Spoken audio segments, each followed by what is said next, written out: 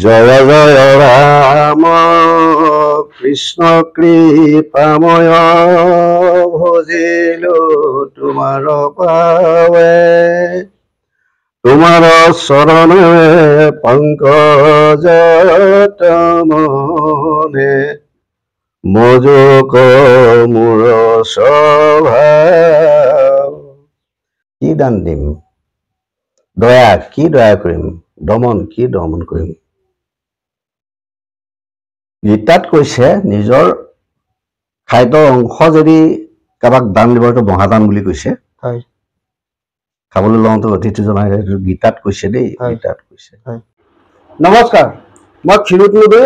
আজি এটা নতুন ভিডিঅ' লৈ পেলাই আপোনালোকৰ সন্মুখলৈ আহিছোঁ। মোৰ ফেচবুকত পেজলৈ মই মাজে মাজে মই বিশিষ্ট অতিথিসকলৰ লগত অকণমান মত বিনিময় কৰোঁ। আজি মত বিনিময় অনুষ্ঠানটোলৈ আমি অতিথি হিচাপে নিমন্ত্ৰণ জনাইছিলোঁ। ৰঙানদী বিধানসভা সমষ্টিৰ অন্তৰ্গত বিভিন্ন অনুষ্ঠান প্ৰতিষ্ঠানৰ লগত জড়িত, লগতে দলুৱাত সোণাপুৰ গাঁও পঞ্চায়তৰ কঁঠালপুখুৰী গাঁও শ্ৰী শ্ৰী মঠৰবৰী সত্ৰ ডেকা সত্ৰাধিকাৰী আমাৰ শ্ৰদ্ধাৰ শ্ৰীযুত জয়ন্ত কুমাৰ মহন্তদেৱ আমাৰ মাজত উপস্থিত আছে। আজি জয়ন্ত কুমাৰ মহন্তদেৱৰ আমি প্ৰায় সংখ্যক আমি ৰঙানদী সমষ্টিৰ ৰাইজে বা দলুৱাত সোণাপুৰ গাঁৱৰ ৰাইজে আমি তেখেতক চিনি পাওঁ, কিন্তু তেখেতৰ কিছুমান কথা যিখিনি আজি ৰাইজেও গম নাপায়, সেই কথাখিনি তেখেতৰ লগত আজি আলোচনা কৰি তেখেতৰ এই দীৰ্ঘদিনীয়া যি সমাজৰ লগত তেখেত যি জড়িত হৈ আছিলে, তেখেতৰ এই গোটেই স্কুল জীৱনৰ পৰা আৰম্ভ কৰি পেলাই সত্ৰ চলোৱালৈকে তেখেতে কি ধৰণে জীৱনটো আগবঢ়াই নিছে, আহক আমি তেখেতৰ লগত অকণমান আজি মত বিনিময়।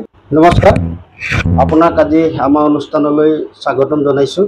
পোনপ্ৰথমে আপোনাক এখন ফুলাম গামোচাৰে আপোনাক সম্বৰ্ধনা জনাবলৈ বিচাৰিছোঁ।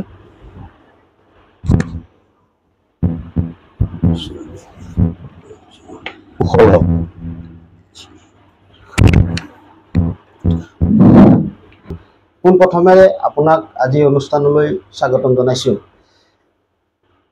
আপোনাৰ যেতিয়া স্কুলৰ জীৱন আপুনি যেতিয়া প্ৰথম আৰম্ভ কৰিছিলে, তো আপোনাৰ মনত আছেনে যে কোনখন প্ৰাথমিক বিদ্যালয়ৰ পৰা আপুনি স্কুল আৰম্ভ কৰিছিলে? অকণমান আমাৰ ৰাইজক ক'ব নেকি? আমাৰ ঘৰৰ অৱস্থা বেয়া হেতু মই তেজপুৰত মামবৰতীয়া বালি সত্ৰত মোৰ জেঠাই ঘৰত থাকি পঢ়া শুনা কৰিছিলোঁ। মামবৰতীয়া তৰাজান প্ৰাথমিক বিদ্যালয়ত মই প্ৰাথমিক শিক্ষা সাং কৰি তেজপুৰ কলেজিয়েট হাইস্কুলত শিক্ষা লাভ কৰোঁ আৰু 1968 চনত মই দ্বিতীয় বিভাগত প্ৰৱেশিকাত উত্তীৰ্ণ হওঁ। নৰং কলেজত এডমিশ্যন লৈছিলোঁ যদিও আৰ্থিকভাৱে এইটো পঢ়িব নোৱাৰিলোঁ। যিহেতু মোৰ ঘৰ লখিমপুৰ ফুলবাৰীত এতিয়াও আছে, মই ঘৰলৈ গুচি আহোঁ। জেঠাইদেউৰ 5টা ল'ৰা ছোৱালী, মোৰ সৈতে 6টা পঢ়াব অসুবিধা। গুচি আহি প্ৰথমে মই কঁঠালপুখুৰী প্ৰাথমিক বিদ্যালয়ত বিনা বেতনৰ শিক্ষক হিচাপে 2 বছৰ কাৰ্য নিৰ্বাহ কৰোঁ। ইতিমধ্যে মোৰ সান্নিধ্যলৈ আহে মোৰ শ্ৰদ্ধাৰ শ্ৰীযুত কৃষ্ণ বৰাদেৱ শান্তিপুৰৰ। তেখেতৰ সান্নিধ্যলৈ অহাৰ পিছত মই সমাজত পলাবলৈ সুবিধাটো পাইছিলোঁ আৰু তেখেতে কৈছিলে যে বাগানত চাকৰি ওলাইছে বুলি শুনিছোঁ মহন্ত, আপুনি এপ্লাই কৰক। তেখেতৰ মতে মই এপ্লাই কৰিছিলোঁ। তেতিয়া 1970 চন 71 চনত মই বাগানত এপ্লাই কৰিলোঁ। তেতিয়া আছিলে ব্ৰিটিছৰ বাগান, R.W. স্কট আছিলে মেনেজাৰ। তেখেতে মোৰ গ্ৰোথ আৰু শ্বেয়াৰ দেখি কেৰিয়াৰ নাজানো, আমি 12জন কেণ্ডিডেট আছিলোঁ, কোনো ইণ্টাৰভিউ নল'লে। মোক মাতি পেলাই ক'লে, you please come tomorrow and meet our head clerk. মই য়েছ ছাৰ বুলি ওলাই আহিলোঁ। পিছদিনাখন হেড ক্লাৰ্কক লগ কৰিলে। হেড ক্লাৰ্ক আছিলে অখিল ভৌমিক, বেংগলী মানুহ। তেখেতে মোক বাগান LP স্কুলৰ হেডমাষ্টৰ নিযুক্তি দিলে। দৰমহা 175 টকা মাত্ৰ। তেতিয়া 175 টকা যথেষ্ট আছিলে। চাকৰি মই 79 চনলৈকে কৰিলোঁ শিক্ষক হিচাপে। ইতিমধ্যে বাগানত গুদাম বাবু পোষ্ট এটা খালী হ'ল, মোক গুদাম বাবু হিচাপে লৈ আহিলে। তেতিয়া মোৰ দৰমহা হ'ল 375 টকা, স্কেল পে পালোঁ আৰু। তাই তেনেদৰে কৰ্ম জীৱন আৰম্ভ কৰি মই যদিও বাগানত চাকৰি কৰিছিলোঁ, মোৰ এটা স্বতন্ত্ৰ মন আছিলে। বিভিন্ন সভা সমিতি, বিহু মেলা, ৰাস, নাম প্ৰসংগ এইবিলাকত মোৰ ধাউতি আছিলে। মাজগাঁও, ৰংপুৰীয়া, ফুলবাৰী ইত্যাদিত মই ৰাসত মই পাৰ্মানেণ্ট বসুদেৱ গৈ আছিলোঁ। আৰু অনন্ত শইকীয়াৰ কৃষ্ণ ইত্যাদি বিভিন্ন ভাও দিছিলোঁ। তেতিয়াই মোৰ বহুত মানুহৰ সংস্পৰ্শলৈ আহিল আৰু মই মেনেজাৰৰ লগত সৌহৃদতাপূৰ্ণৰে থকা হেতুকে মেনেজাৰে মোক ভাল পাইছিলে আৰু বিভিন্ন অনুষ্ঠান প্ৰতিষ্ঠানলৈ মেনেজাৰৰ জৰিয়তে মই অনুদান আগবঢ়াই আহিছিলোঁ। বিশেষভাৱে পূৰ্বাঞ্চল কলেজ, বিশেষভাৱে মাওবৈচা কলেজ, বিশেষভাৱে শাস্ত্ৰী মেমৰিয়েল, এতিয়া হাইস্কুল তেতিয়া এম ই স্কুল, আৰু ইতিমধ্যে মই 2টা টাৰ্মছ এম ই স্কুলৰ গভৰ্ণিং বডিৰ প্ৰেচিডেণ্টো আছিলোঁ। তেতিয়া আমি বহুত কষ্টৰ কথা Shastri memorial M E school পাতিছিলোঁ। Krishna Bora sir founder teacher হৈ তেখেত ৰিটায়াৰ হ'ল। ৰাতি ৰাতি আমি ৰোৱা কামি কৰিছিলোঁ। আমাৰ সহযোগী আছিলে ৰাণাবাৰীৰ লুডুৰ শইকীয়া লিখে নেকি তেখেত, কলীয়া শইকীয়া, বৰলোৱাৰ তোমাৰ কোষেশ্বৰ কলিতা, এনেকৈ বিভিন্নজনে আমাক কৈছিল। আৰু এই বেতবাৰী ৰামেশ্বৰ ফুকন দেই, তেখেতৰ নামটো ল'ব লাগিব মই। আমি ৰাতি ৰাতি ৰোৱা কামি কৰিছিলোঁ, দিনত আহৰি নাই। এতিয়া স্কুলখন পাতিছিলোঁ আৰু স্কুলখনলৈও চিলিং মাটি, বাগানৰ চিলিং মাটি স্কুল পাতি থাকোঁতে তেতিয়া দলহাটৰ থানাখন আছিলে এই বৰ্তমান ৰেলৱে তিনিআলিটোত, মানে ভাড়াঘৰত। আমি কথা পাতিলোঁ যে 2 বিঘা মাটি আমি থানালৈ ল'ব পাৰোঁ। মেনেজাৰে নিদিয়ে। আমি জোৰ জবৰদস্তি দখল কৰিলোঁ। মোৰ লগত দয়াচল কৰকৰীয়া আছিলে, ৰামেশ্বৰ ফুকন। আমি দখল কৰাৰ কাৰণে মোৰ 21 দিনৰ বেতন কাটিছিলে আৰু দয়াশীল কৰকৰীয়াই 7 দিন বেতন কাটিছিলে। আমি এছ পি ওচৰ চাপিলোঁ। তেতিয়া দয়াজুদ্দিন আহমেদ ছাৰ আছিলে এছ পি, তেখেতলৈ বাগানলৈ আহি আমাৰ কেছটো মোকাবিলা কৰিলে। মই চমুকৈ গৈছোঁ। আৰু আমি পাহাৰৰ পৰা বেত বাঁহ আনি পেলাই এই থানাখন পাতিছিলোঁ। বেত বাঁহ আনিবলৈ যাওঁতে হাতী ওলোৱাৰ কাৰণে ট্ৰেক্টৰখন তাতেই পেলাই থৈ গুচি আহিলোঁ। আৰু মেনেজাৰে তাৰ কাৰণে মোক চাৰ্জশ্বিট দিছিলে। কিন্তু পিছদিনা 4টা বজাত উঠি মই মানুহ লৈ গৈ বহুত কষ্টৰ সৈতে ট্ৰেক্টৰ উঠাই দি দিলোঁ। মোৰ চাৰ্জশ্বিটখন উঠাই ল'লে। ইত্যাদি কামৰ ভিতৰত আমি বাগানত থিয়েটাৰ পাতিছোঁ, সাহিত্য সভা পাতিছোঁ, বিহু মেলা পাতিছোঁ, ভাগৱত পাতিছোঁ, এইবোৰ কৰি আছোঁ। তেনেদৰে কৰি যাওঁতে আকৌ কৃষ্ণ বৰা ছাৰ মোক সাহিত্য সভাতো জড়িত কৰিলে। সাহিত্য সভাৰ মই এক্সিকিউটিভ মেম্বাৰ আছিলোঁ, লখিমপুৰ জিলা সাহিত্য সভাৰ। ইয়াত যেতিয়া অসম সাহিত্য সভাৰ অধিৱেশন হৈছিলে, মোৰ পেটুকাজন আৰু ইয়াত গৈ এজন উঠাই থৈছিলে। মোৰ তাত তোমাৰ ষ্টেজৰ ছেক্ৰেটাৰী দায়িত্ব আছিলে, মোৰ ষ্টেজ ছেক্ৰেটাৰী দায়িত্ব আছিলে। মই সেইবাবে গৈ তেখেতৰ সান্নিধ্যতে কৰিছিলোঁ। তাৰপিছতে হ'ল কি, আমাৰ বাগানবিলাক চাহ কৰ্মচাৰী সংঘ, অসম চাহ কৰ্মচাৰী সংঘ। তেতিয়া মোৰ সভাপতি আছিলে বিজয় ভাগৱতী, মানে তেখেত গোড়া কংগ্ৰেছী, আৰু সম্পাদক আছিলে অৰুণ কুমাৰ ভট্টাচাৰ্য। তেখেতবিলাকৰ সান্নিধ্যত মই আকৌ সংঘটোৰ দায়িত্ব ল'লোঁ। 89 চনত মই বাগানৰ সম্পাদক হওঁ। সম্পাদকৰ কৰাৰ পিছত 92 চনত মোক জিলালৈ পঠিয়াই ৰাইজে। জিলাৰ মই 5 বছৰ অসম চাহ কৰ্মচাৰীৰ সভাপতিৰ দায়িত্বত থাকোঁ। তাৰপিছত মই চেণ্ট্ৰেল কমিটিৰ মেম্বাৰ হওঁ। চেণ্ট্ৰেল কমিটিলৈ গৈ দেখিলোঁ কমিটিৰ মানুহবিলাক বাহিৰ হোৱাৰ কাৰণে ইতিমধ্যে অৰুণ কুমাৰ ভট্টাচাৰ্য আৰু বিজয় ভাগৱতী পৰলোকপ্ৰাপ্তি হ'ল। অসুবিধা পাই অকণমান প্ৰতিবাদ লাগে মই কৰ্মচাৰীসকলক কৰ্তন কৰা অলপমান পইচা দিবলৈ সুবিধা পাইছিলোঁ। যিটো পইচা আমাক কাটিছিলে সেই পইচাখিনি ৰিফাণ্ড দিবলৈ সুবিধা হৈছিলে। তাৰপিছতে মই লগ পাওঁ SP Satyanarayan Singh, SN Singh, Satyanarayan Lakhimpur SP। তেখেতে মোক VTV ভাল পায়। মোৰ কঁঠালপুখুৰী ক'বলৈ পাহৰিছোঁ, মই কঁঠালপুখুৰীলৈ আহিলোঁ 91 চনত। 91 চনত আহি পেলাই দেখিলোঁ গাঁৱত চোৰ ডকাইত হয়, মানুহখিনি স্বভাৱ ভাল নহয়। VTV খুলিলোঁ, VTV ৰেজিষ্টাৰ কৰিলোঁ, চমুৱাই কৈছোঁ। তেতিয়া মোৰ VTV ভাল পাই মই এখন চাৰ্টিফিকেট এৰি পেলাই তেখেতে মোক বাংললৈ মাতিলে, মাতি পেলাই ক'লে যে যিজন আপোনালোকৰ জিলাৰ সভাপতি আছে তেখেত বয়সস্থ হৈছে, আপুনি এবাৰ ষ্টেণ্ড কৰক। বোলো ছাৰ বাগানৰ চাকৰি একো নাই। আৰু মই সেইদিনাখন মিটিঙত উপস্থিত থাকিলোঁ। মোৰ নামটো প্ৰস্তাৱ হ'ল সদনে চাপৰি বজালে, মানে ইলেকশ্যন চিলেকশ্যন নহ'ল আৰু মই কণ্টিনিউ 10 বছৰ। কিমান চনত আছিলে এইটো? 91 পৰা 2007লৈকে। দীঘলীয়া পিৰিয়ড মই সভাপতিৰ দায়িত্বত আছিলোঁ আৰু বিভিন্ন ৰাইজৰ সমস্যাবিলাক সমাধান কৰিছিলোঁ। তেতিয়া অবিভক্ত থানা আছিলে, লালুক থানা নাছিলে, পানীগাঁও থানা নাছিলে, তোমাৰ বগীনদী থানা নাছিলে, অকল লখিমপুৰ থানা। এইবিলাক চব আউটপোষ্ট আছিলে। লালুক থানা আছিলে? লালুক থানাও নাছিলে, আউটপোষ্ট আছিলে, চব আউটপোষ্ট আছিলে। সেইদৰে মই 2009 চনত অৱসৰ ল'লোঁ। অৱসৰ পিৰিয়ডটো মোৰ বৰ কৰুণ, কাৰণ দৰমহা নাই। বাগানখন খুলিলে আমাক অৱসৰ দি দিলে, খালী হাতেৰে অৱসৰ ল'লোঁ। পইচা পাতিও কেইটামান এতিয়াও পাবলৈ আছে।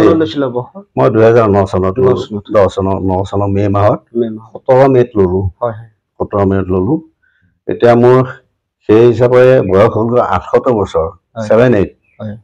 মই 1949 চনত জন্ম, মায়ে কোৱা মতে দেই।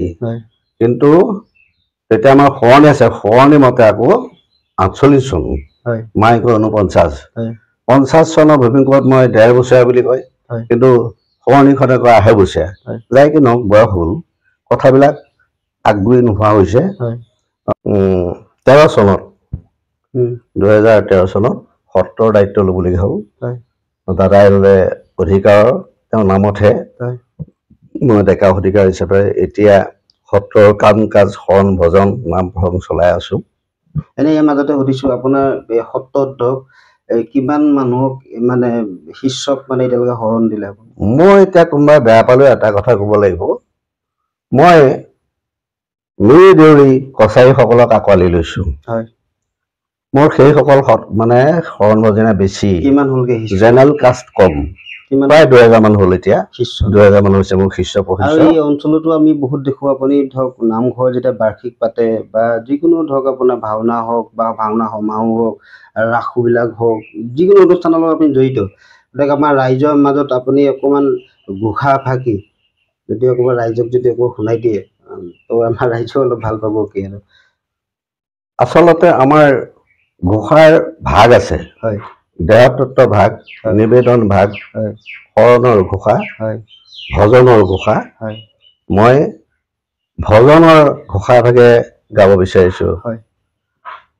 জয় জয় ৰাম কৃষ্ণ কৃপাময়, ভজিলো তোমাৰ পাৱে, তোমাৰ চৰণে পংকজত মনে, মজুক মোৰ স্বভাৱ। জয় জয় ৰাম জগত কাৰণ, জগত জীৱন স্বামী, তুমি প্ৰিয়তম পৰম দেৱতা, জানিয়া ভজিলো। অনাদি অনন্ত হে ভগৱন্ত, ভজ কৰি প্ৰণিপাত, মুকুতি ৰসকো তেজী মহাজনে, শৰণ লয় তোমাৰ ৰাম, শৰণ লয় অনাদি অনন্ত নিৰাকাৰ যিজনক, এই ফাঁকি ভজন। শৰণ ভজন আত্মনিবেদন সমূহে বিভিন্ন ভাগ আছে মাধৱ মহাপুৰুষৰ 1000 থাকি ঘোষা সাধাৰণতে গুৰু ভকতক সেৱা ধৰিলে এফাকি ঘোষাৰে সেৱা ধৰিব লাগে ইয়াৰ উদ্দেশ্যটো হৈছে গুৰু ভকতক মই সেৱা ধৰা নাই তেওঁলোকক পূৰ্ণ ভগৱন্ত বুলি ভাবি মই সেৱা ধৰিছো কাৰণে ঘোষা এফাকি কোৱা হয় মানে এটা ধৰক সাংসাৰিক মানে ধৰক সাংসাৰিক জীৱন এটাত আধ্যাত্মিক দিশটো প্ৰত্যেকৰ ঘৰতে এটা দৰকাৰ তো আপুনি কি এনেকুৱা এটা বাৰ্তা দিব যে যে কি ধৰণে আমি ধৰক মানে হেৰি কৰিলে মানে আৰাধনা কৰিলে ধৰক গোটেই পৰিয়ালটো গোটেই দিনটোৰ কাৰণে বা গোটেই মাহটোৰ কাৰণে গোটেই মানে মংগলময় হয় বা ঘৰখন নদন বদনকে উঠি আহে তো কেনেকুৱা এটা বাৰ্তা উঠি অহা যুৱক হিচাপে এটা ভাল কথা সুধিছা আধ্যাত্মিক এইটো প্ৰশ্ন আমি শৰণ ভজন দিওঁ বৰ্তমান দেখিছো শৰণ ভজন লৈ মানুহবিলাকে এই নীতি নিয়মবিলাক নামানা নিচিনা মোৰ এটা ভাৱ হয় প্ৰকৃতাৰ্থত বোপা গৃহস্থী ধৰ্ম কেতিয়াও এৰিব নালাগে স্বধৰ্মৰ প্ৰত্যেকৰ সাক্ষাৎ পশু বুলি কৈছে নিজৰ ধৰ্মটো স্বধৰ্ম বুলি ক'লে আমাৰ হিন্দু ধৰ্ম নহয় আমাৰ ধৰ্মটো হৈছে সনাতন ধৰ্ম হিন্দুৰ বহুত ভাগ এই সনাতন ধৰ্ম আটাইতকৈ ডাঙৰ ধৰ্ম হৈছে গৃহস্থী ধৰ্ম মোৰ আজু ককাৰ দিনৰ পৰা মোৰ গৃহস্থীৰ যিটো ধৰ্ম গৃহস্থী ধৰ্ম তোমাৰ মোৰ তেওঁৰ নিমিলে সাজু বাহি চোৱা ভাগ তোমাৰ গৃহস্থীখন শুদ্ধ কৰি ৰাখিলে গৃহস্থী ধৰ্ম ৰাখিব লাগিব গৃহস্থী ধৰ্ম শুদ্ধ কৰি ৰাখিলে ভগৱন্ত প্ৰসন্ন হ'ব লক্ষী প্ৰসন্ন হ'ব ঘৰখনৰ লক্ষী আৰু ভগৱন্তৰ খিতাপি হ'ব যদি গৃহস্থী ধৰ্ম আমি ত্যাগ কৰোঁ পূৰ্ব পৰম্পৰাবিলাক ত্যাগ কৰোঁ নীতি কাষ্টাবোৰ ত্যাগ কৰোঁ তেতিয়াহ'লে ভগৱন্তৰ লক্ষী অসন্তুষ্ট হ'ব আৰু এই গৃহস্থী ধৰ্মত তোমালোকে চাবাচোন বুঢ়াসকলে বপাইটো ফোনটো পোনাটো সম্বোধন কৰে ঐ হেয়াই হুই কেতিয়াও নকয় হেৰা ফোনটো এইফালে আচোন পোনাটো এইটো কৰাচোন এইটো গৃহস্থী ধৰ্মৰ ডাঙৰ কথা আৰু এই গৃহস্থী ধৰ্মৰ আটাইতকৈ ডাঙৰটো হৈছে অতিথি পৰায়ণ আমাৰ শৰণত কায় বায় মনে চিতে বুলি 4টা বুজাওক কায় বায় মকে কায় বাক্য মনে চিতে এই অতিথিটো চিনিব লাগিব অতিথিক সাক্ষাৎ ভগৱান বুলি যি ঘৰ গৃহস্থিত চলন্ত আছে সেইখন ঘৰত তুমি এটা চেঞ্চাছ কৰি চোৱা অপায়মঙ্গল খুব কম হয় আমি দবা কোবাওঁ ধুম ধুম ধুম তাৰ অৰ্থ হৈছে দান দমন দয়া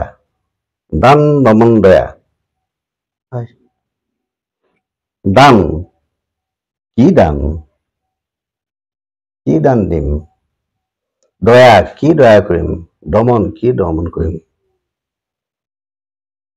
গীতাত কৈছে নিজৰ খাদ্যৰ অংশ যদি কাৰোবাক দান দিব এইটো মহাদান বুলি কৈছে খাবলৈ লওঁতে অতিথি জনাই গীতাত কৈছে দেই গীতাত কৈছে গতিকে দানটো হৈছে যাক যি প্ৰয়োজন সেইটোহে দান ভিক্ষাৰীজনক ভিক্ষা দিব লাগিব কুকুৰটোক ভাত মুঠি দিব লাগিব ছাগলীকেইটা এই আত্মাটো বৰ্তি থাকিবলৈ যিটো আমি দিব পাৰোঁ সেইটোহে দান মঠ মন্দিৰত দিয়াটো দান নহয় মঠ মন্দিৰত দান দিছে তেওঁ ঘৰলৈ আহিলে কুকুৰটো ফৰমুটিয়াইছে ভিক্ষাৰীজনক ভিক্ষা দিয়া নাই প্ৰতিদিনে যে অপৰাহিত কৰা নাই তেওঁৰ দানটো হোৱা নাই আজিকালি নামটো প্ৰচাৰৰ কাৰণে দান দিয়ে নামটো উঠিব লাগে আৰু দান দি লিখি দিয়ে দাতা অমুক বুলি সেইটো দান নহয় আৰু দমন কি দমন কৰিব লাগে শত্ৰু দমন নহয় আমাৰ ইন্দ্ৰিয় 10 ইন্দ্ৰিয় তুমি ভজনলৈ পাবা ইন্দ্ৰিয়বিলাক হস্তপাদ লিংগ বুলি দমন কৰিব লাগিব আৰু দয়া ঘৰৰ পৰা আৰম্ভ হয় ঘৰখনত যদি দয়া মমতা নাই আনক দয়া কৰিব নোৱাৰে এই দয়াটো হৈছে প্ৰাণী জগতক দয়া কৰা বিনা কাৰণত গছ এজোপাও কাটিব নাপায় বিনা কাৰণত পৰুৱাটো মাৰিব নাপায় সকলোকে দয়া কৰিবলৈ মানে ভগৱন্তৰ নিৰাকাৰ নিৰঞ্জন সকলো জীৱতেই নিৰ্হিত হৈ আছে গতিকে পৰুৱাটো মাৰিছো মানে মই এটা আত্মাক বধ কৰিছো বুলি ভাবিব লাগিব আৰু এটা প্ৰশ্ন আপোনাক সোধো যেহেতু আপুনি আপোনাৰ সত্ৰৰ পৰা 2000 শিষ্যক আপুনি শৰণ দিছে এই যিখন বৰ্তমান চলি আছে চৰকাৰখনে ধৰক অসম দৰ্শন বুলি এটা আঁচনি লৈ পেলাই আমাৰ পুৰণা যিবিলাক নামঘৰ আছে এই নামঘৰবিলাকত মেৰামতিৰ ক্ষেত্ৰত কিছু টকা নামঘৰবিলাকত দিছে পুৰণা যিবিলাক নামঘৰ আছে আৰু যিবিলাক সত্ৰ যিবিলাক ধৰক সত্ৰ ধৰক আপোনাৰ পৰিচালনা কৰাৰ ক্ষেত্ৰত যথেষ্ট আন্তঃগাঁথনিকৰ কাৰণে অৰ্থ দৰকাৰ হয় গতিকে বহু সত্ৰয়ো সেই অনুদান চৰকাৰৰ পৰা পাবলৈ সক্ষম হৈছে আপোনাৰ মঠৰবৰী সত্ৰত চৰকাৰ ফালৰ পৰা এনেকুৱা কি অনুদান পাইছে বা কি অসুবিধা আছে অকমান যদি ভিডিঅ' যোগেদি কৰি দিয়ে তো সেইখিনিও মানুহে অলপ গম পাব যে সত্ৰখন চলোৱাৰ ক্ষেত্ৰত আপোনাৰ কিমান সুবিধা হৈছে সত্ৰখন কি ধৰণে আপুনি চলাই আছে অলপ ৰাইজক ক'লে ভাল পাব এতিয়া ক'বলৈ গ'লে মই শৰণ দিয়াই নহয় প্ৰত্যেক বছৰ ভাদ মাহত মই কৰ্মশালাও ঠিক নহয় গাঁৱৰ পৰা চিলেক্ট কৰোঁ ব্যক্তিক আনি নামতি পাঠকি ট্ৰেইনিং দিয়ে এতিয়া মই প্ৰায় 20-25 জন নামতি পাঠকি উলিয়াই দিলোঁ আৰু এটা ডাঙৰ সমস্যা মোক ক'বলৈ বেয়া লাগিছে মই মাটিখিনি আজিলৈকে মোৰ সত্ৰৰ নামত বা মোৰ নামত কৰিব পৰা নাই যিকেইটা অৰ্থৰ প্ৰয়োজন মোৰ সিমানটো নাই কোনো পেঞ্চন নাই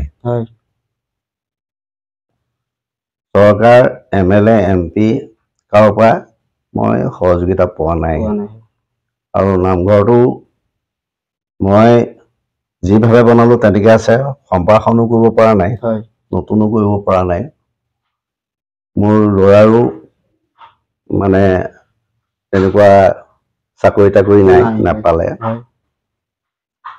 আৰু এতিয়া বিশেষভাৱে ক'বলৈ গ'লে মোৰ ৰাইজে ৰজা ৰাইজৰ ওপৰতে চলি আছো মোৰ কোনো চৰকাৰে একো দিয়া নাই আৰু মই লাগিছিলোঁ মাজতে মাটিখিনি কাৰণে পইচা ভালেকেইটা লাগে মই দিব নোৱাৰিলোঁ মিছন বসুন্ধৰাটো আপুনি কৰিব নোৱাৰিলে মিছন বসুন্ধৰাটো কৰিব নোৱাৰিলোঁ তাৰমানে ভালেকেইটা পইচাৰ কথা আহি গ'ল 10-15 হাজাৰ হ'লে কৰিব পাৰিলোহেঁতেন সৰহীয়া পইচা হ'ল মই নোৱাৰিলোঁ নাতি দুটাকো পঢ়াব লাগে আপুনি দলোহাত প্ৰথমতে বাগানত আপুনি বাগান LP স্কুলৰ প্ৰথমতে শিক্ষক হিচাপে আপুনি চাকৰি জইন কৰিলে তাৰপিছত আহি পেলাই আপুনি গুদাম বাবু হ'ল তাৰপিছত হৈ পেলাই আপুনি একাউণ্টেণ্ট হিচাপে আপুনি তাৰপৰা ৰিটায়াৰমেণ্ট ল'লে এই ইমান দিন আপুনি সেই বাগানখনৰ লগতে ওতঃপ্ৰোতভাৱে গোটেই আপুনি ধৰক 12 ঘণ্টা সময় 24 ঘণ্টাৰ ভিতৰত 12 ঘণ্টা সময় আপুনি বাগানৰ লগত জড়িত হৈ থাকে এনেকুৱা কি অভিজ্ঞতা আছে যিকেইটা অভিজ্ঞতা আজি আপোনাক খুব ভাল লাগে যে মই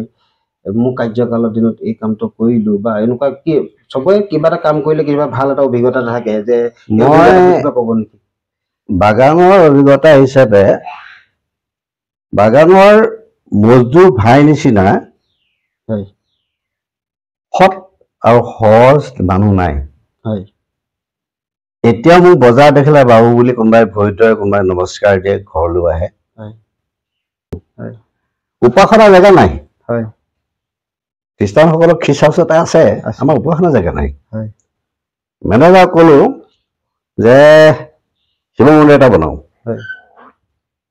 মানে পইচা কাঁ আছে এগা বোলো বাবুৱে দিব লেবাৰে দিছিলে 20 টকাকৈ বাবুৱে দিছিলে 50 টকাকৈ প্ৰত্যেকসকল মানে শ্ৰমিকে 20 টকা যথেষ্ট পইচা শিৱ মন্দিৰ হ'ল এতিয়া বৰ্তমান থকা লায়ন শ্বেয়াৰটো কিন্তু মেনেজাৰে দিছে আৰু মেনেজাৰ বহুত টকা পইচা কৰি অপেনিং চেৰিমনিও পাতিছিলে বৰ ধুনীয়াকৈ পাতিছিলে আমি কেইবাবাৰ ভাগতো পাতিছোঁ এতিয়া আপুনি ধৰক বহুত ব্যস্ততাৰ মাজত আজি অকণমান আপুনি আমাক সময় দিলে কাৰণ যিহেতু এতিয়া চাৰিওফালৰ পৰা মানে আপোনাৰ বৰসভাবিলাক হৈ আছিলে আজি যিহেতু অম্বুবাচী মেলা আজি চেচুৱা লাগি আছে কাৰণে আজি আপুনিও আজৰি হৈ আছে যাকে নহওক আপুনি শেষত ৰাইজলৈ কি এটা বাৰ্তা দিব যে গোটেই সমাজ ব্যৱস্থাটোৰ লগত বা ঘৰখন চলাই নিয়াৰ ক্ষেত্ৰত তেখেতলোকক কি আপুনি মানে উপদেশ দিব যে মানে সাংসাৰিক জীৱনটো আগবাঢ়ি যাব মই এটা কথা ক'ম কাশী বৃন্দাবন গয়া মথুৰা যাব নালাগে কাঁখী বৃন্দাবন গয়া মথুৰা আমাৰ নামঘৰ হয়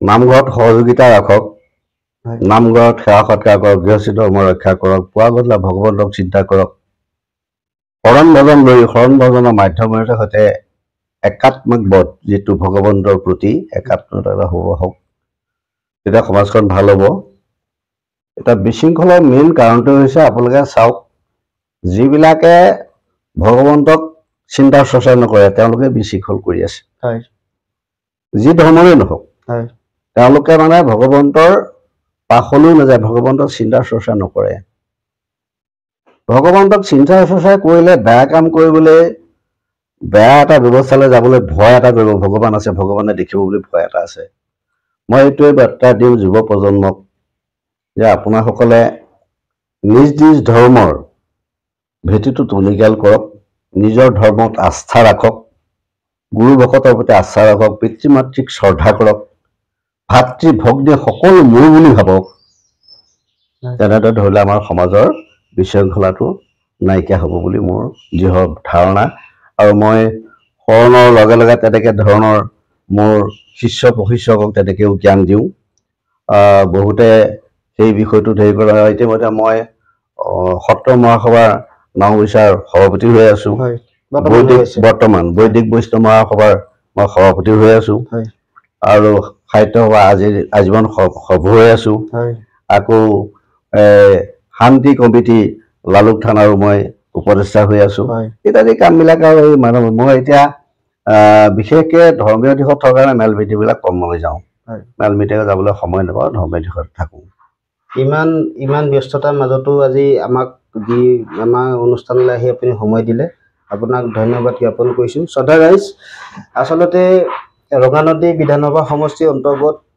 বিভিন্ন অনুষ্ঠান প্ৰতিষ্ঠান মই অকল ৰঙানদী বুলি ক'লে ভুল হ'ব লখিমপুৰ জিলাখনৰ বিভিন্ন অনুষ্ঠান প্ৰতিষ্ঠান গঢ় দিয়াৰ ক্ষেত্ৰত খনিকৰ হিচাপে আৰু আমাৰ সমাজ ব্যৱস্থাটো আগবঢ়াই নিয়াৰ ক্ষেত্ৰত জয়ন্ত কুমাৰ মহন্তদেৱ সঁচাকৈ এজন উল্লেখনীয় এজন ব্যক্তি তেখেতৰ আজি বহুত দিনৰ পৰা ভাবি আছোঁ তেখেতৰ লগত অকণমান কথা পাতিম যে কি নহওক আজি আহি পেলাই তেখেতে অকণমান সময় আমাক দিলে আপোনাৰ সুস্বাস্থ্য কামনা কৰি পেলাই আজি অনুষ্ঠানটো ইয়াতে সামৰণি মাৰিছোঁ নমস্কাৰ